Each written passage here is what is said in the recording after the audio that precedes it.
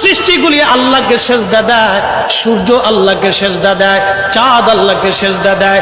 নবী বলেন, সাহাবীরা তোমরা কি জানো সূর্য কোথায় যে ডুবে যায়? সাহাবীরা বলেন, আল্লাহ রাসূলু আলাম, আল্লাহ জানে এবং নবী ভালো জানে।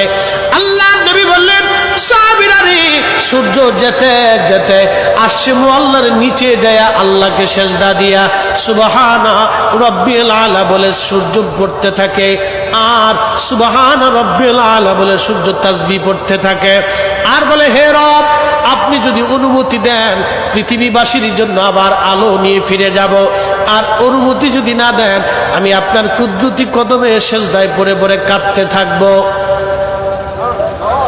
আল্লাহ নবী বললেন, সূর্য থেকে আমার রব অনুমতি দেওয়ার কারণে সকালবেলা তোমরা সূর্যের আলো পাও, কিয়ামতের পূর্ব সময় অনুমতি দেবে না, দেবে না, দেবে না।